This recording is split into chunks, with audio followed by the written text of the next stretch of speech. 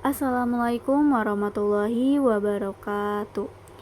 Halo semuanya, perkenalkan nama saya Maria dengan NIM 223233, Program Studi Manajemen dan Bisnis, mata kuliah Manajemen Produktivitas, kelas RA7 SDM semester 6 dengan dosen pengampu Ade Faisal Mabtuhi SEMM. Nah, tugas pembuatan video ini yaitu untuk memenuhi UTS Manajemen Produktivitas saya. Pembahasan materi yang saya akan bahas yaitu ada 6 materi. Yang pertama yaitu ada pengertian manajemen produktivitas, pengertian ekivalensi, penyebab peningkatan produktivitas, siklus produktivitas, evaluasi dan strategi peningkatan produktivitas, dan juga rangkuman buku tugas. Materi pertama yaitu tentang pengertian produktivitas. Produktivitas adalah faktor utama dalam keberhasilan individu maupun organisasi, yang dimana mencerminkan efisiensi dalam pengelola waktu, sumber daya, dan tenaga untuk mencapai hasil optimal. Dalam bisnis, produktivitas yang tinggi meningkatkan keuntungan, inovasi, dan keberlanjutan usaha. Di sektor pemerintahan, produktivitas memastikan penggunaan sumber daya yang efektif untuk pelayanan masyarakat. Nah, pada tingkat individu, produktivitas berkaitan mencapai pribadi profesional. Sementara dalam pendidikan, produktivitas mahasiswa menentukan efektivitas dalam penyerapan ilmu dan menyelesaikan tugas akademik. Namun, produktivitas menghadapi tantangan baik dari faktor internal seperti motivasi dan manajemen stres maupun eksternal seperti kebijakan organisasi dan teknologi. Materi kedua yaitu tentang pengertian ekivalensi, yang dimana ekivalensi adalah hubungan setaraan antara dua hal yang memiliki nilai makna, fungsi, atau efek yang sama, meskipun mungkin berbeda dalam bentuk atau tampilannya. Dalam berbagai konteks, ekivalensi dapat memiliki makna yang sedikit berbeda, namun intinya tetap sama. Nah, yang kedua yaitu ada konsep ekivalensi, di mana konsep ekivalensi digunakan dalam berbagai bidang seperti matematika. Nah, matematika ini yaitu dua objek dianggap ekivalensi jika memiliki sifat yang sama dalam relasi ekivalensi. Yang kedua yaitu ada logika. Logika adalah yaitu untuk pernyataan dikatakan ekivalensi jika selalu memiliki nilai kebenaran yang sama. Yang ketiga yaitu ada bahasa. Nah, ekivalensi dalam penerjemahan berarti menyampaikan makna yang sama dari satu bahasa ke bahasa lain. Yang ketiga yaitu atau materi ketiga yaitu ada penyebab peningkatan produktivitas. Nah, menurut Hasibuan 1996, di mana produktivitas adalah perbandingan antara output atau hasil dengan input atau masukan. Jika produktivitas naik, hanya dimungkinkan oleh adanya peningkatan efisiensi waktu, bahan, dan tenaga, dan sistem kerja teknik produksi, dan adanya peningkatan keterampilan dari tenaga kerjanya. Nah, produktivitas kerja adalah kemampuan karyawan dalam produksi dibandingkan dengan input yang digunakan. Seorang karyawan dapat dikatakan produktif apabila mampu menghasilkan barang atau jasa melalui dengan harapan dalam waktu yang singkat atau tepat. Sumber yang mempengaruhi produktivitas antara lain yang dimana yaitu bersumber dari pekerjaan dan juga ada bersumber dari karyawan itu sendiri. Yang kedua yaitu ada dampak peningkatan produktivitas, di mana dampaknya itu lingkungan kerja yang sehat bukan hanya tentang kebersihan fisik dan keamanan, tetapi juga mencakup kesejahteraan karyawan secara menyeluruh.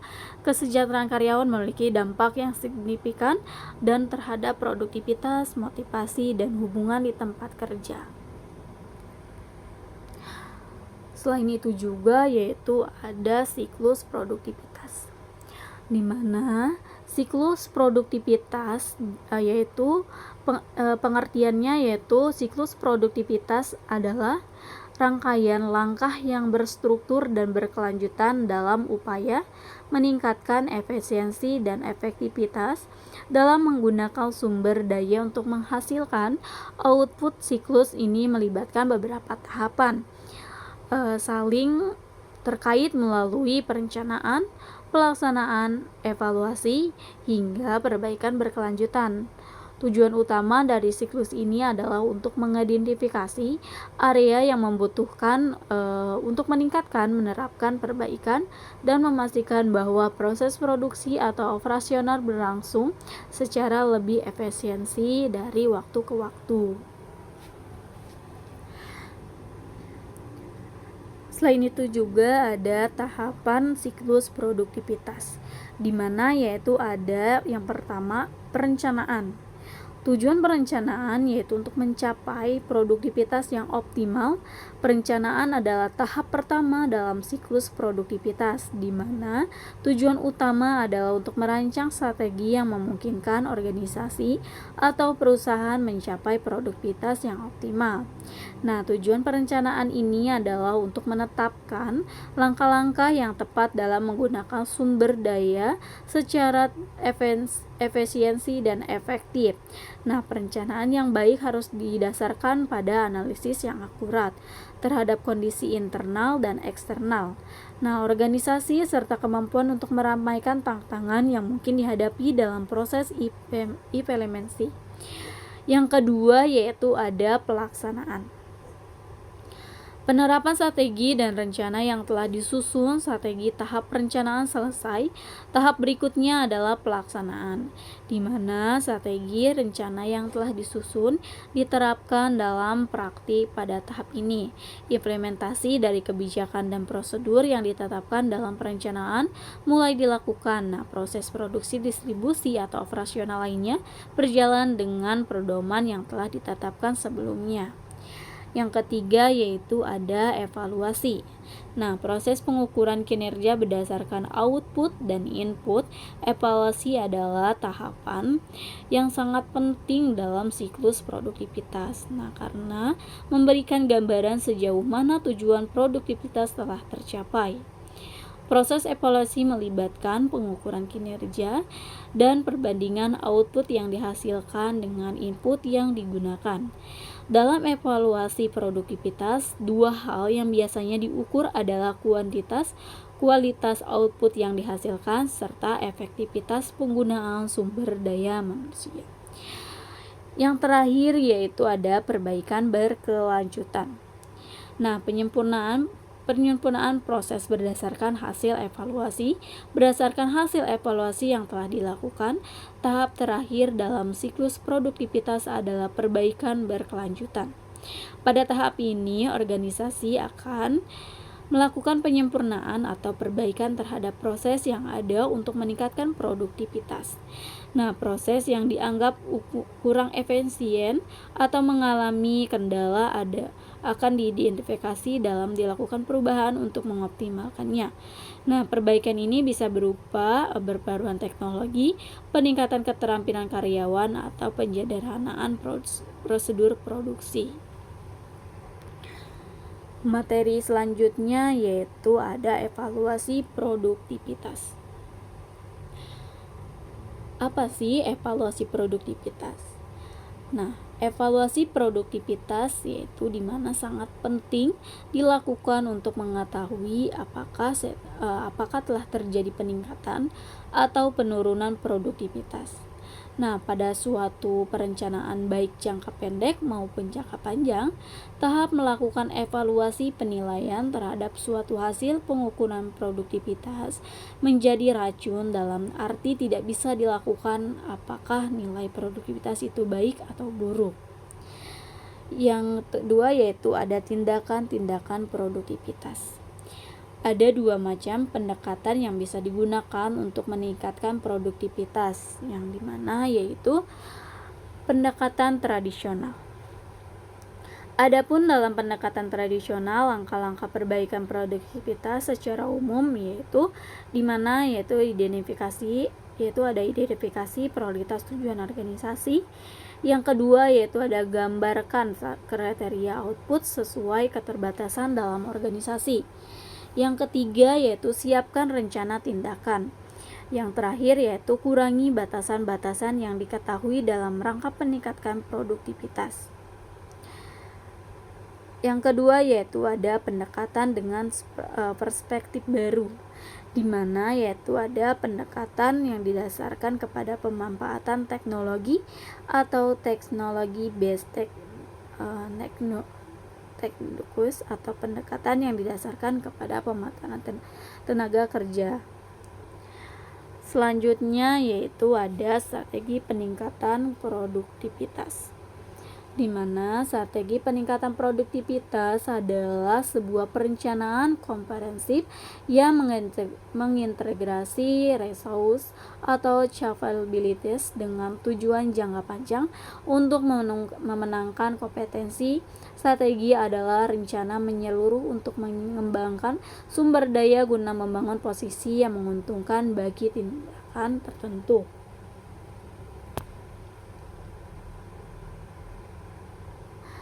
Strategi peningkatan produktivitas, di mana yaitu agar peningkatan produktivitas kerja dapat terwujud, pemimpin yang perlu memahami secara tepat tentang faktor-faktor penentuan keberhasilan peningkatan produktivitas kerja. Nah, menurut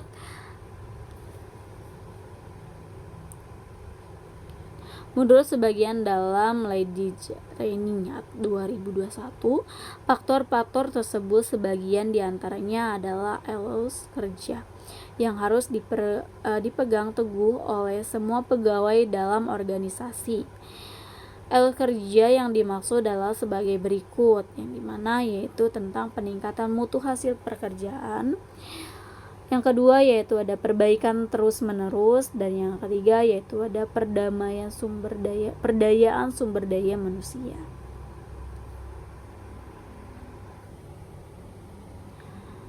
Selain itu juga perencanaan peningkatan sistem produktivitas, di mana perencanaan peningkatan sistem produktivitas yaitu sebagainya berdasarkan pada identifikasi akar penyebab penurunan produktivitas yang telah dilakukan dalam evaluasi sistem produktivitas. Program-program efektif yang berkaitan dengan meningkatkan atau perbaikan terus-menerus dan sistem produktivitas harus didesain berdasarkan informasi yang diperoleh melalui analisis dan evaluasi secara komprehensif dan mendalam terhadap sistem produktivitas perusahaan itu.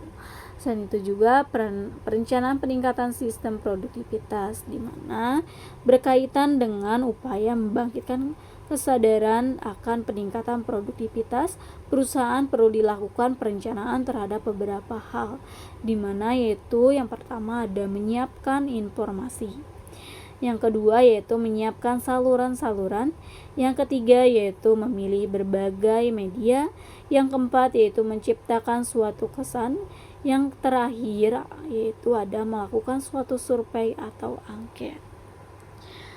Dan yang pembahasan terakhir yaitu tentang rangkuman buku, di mana yaitu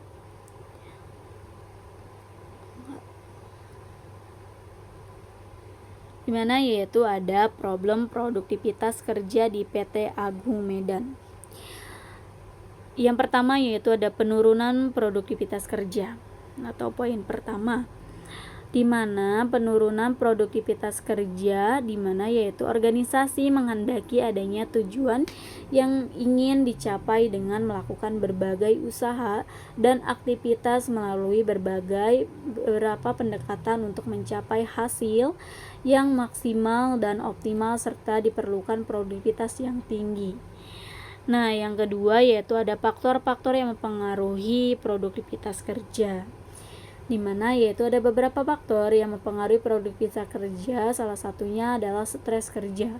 Stres kerja dapat memberikan pengaruh positif dan negatif terhadap individu. Pengaruh positifnya adalah mendorong individu untuk melakukan sesuatu kebangkitan semangat kerja dan menghasilkan pengalaman baru, sedangkan pengaruh negatifnya adalah menimbulkan perasaan-perasaan tidak percaya diri, penolakan, depresi, dan dapat merugikan karyawan serta perusahaan. Nah, berdasarkan data World Health Organization atau WHO, sekitar 450 juta orang di dunia mengalami stres. Untuk Indonesia tercatat sekitar 10% dari total penduduk Indonesia yang mengalami stres. Yang terakhir yaitu ada perlunya penelitian ini di mana atau penelitian buku ini di mana yaitu berdasarkan fenomena tersebut, penelitian tertarik untuk mengetahui lebih lanjut tentang adanya pengaruh stres kerja, lingkungan kerja, dan budaya kerja terhadap produktivitas kerja karyawan di PT Sari Agung Medan. Sebab dari hasil survei sementara, penelitian menentukan beberapa identifikasi permasalahan di perusahaan tersebut. Yang pertama yaitu ada produktivitas kerja karyawan menurun, tingkat stres kerja karyawan yang tinggi. Yang ketiga yaitu ada keadaan lingkungan yang kurang mendukung. Yang keempat yaitu ada budaya kerja yang masih lemah. Yang kelima yaitu ada disiplin kerja yang masih lemah. Yang keenam yaitu ada kurangnya pelatihan karyawan dan kompetensi kerja masih rendah. Nah, penelitian ini hanya dibatasi pada variabel stres kerja, lingkungan kerja, dan budaya kerja dan produktivitas kerja di lingkungan PT Sari Agung Medan. Hal ini dilakukan oleh penelitian dengan pertimbangan waktu dan biaya penelitian. Tujuan dari pemerintahan ini adalah untuk mengetahui, mengkaji, dan menganalisis 5 hal berikut, di mana yaitu stres kerja, lingkungan kerja, budaya kerja, dan produktivitas kerja karyawan PT Sari Agung Medan. Yang kedua yaitu ada pengaruh stres kerja terhadap produktivitas kerja karyawan PT Sari Agung Medan. Yang ketiga yaitu ada pengaruh lingkungan kerja terhadap produktivitas kerja karyawan PT Sari Agung Medan. Yang keempat yaitu ada pengaruh budaya kerja terhadap produktivitas kerja karyawan PT Sari Agung Medan, pengaruh stres kerja di lingkungan kerja dan budaya kerja terhadap produktivitas kerja karyawan PT Sari Agung Medan. Harapannya penelitian ini memberikan manfaat baik bagi semua organisasi perusahaan maupun akademisi. Nah, penelitian ini diharapkan dalam memberikan bahan, masukan, dan pertimbangan kepada pihak manajemen perusahaan di dalam menerapkan kebijakan perusahaan utamanya. Mungkin itu saja yang bisa saya jelaskan mengenai materi-materi yang telah kita pelajari di pelajaran manajemen produktivitas tersebut. Untuk selanjutnya, the next video. Assalamualaikum warahmatullahi wabarakatuh. Thank you for watching.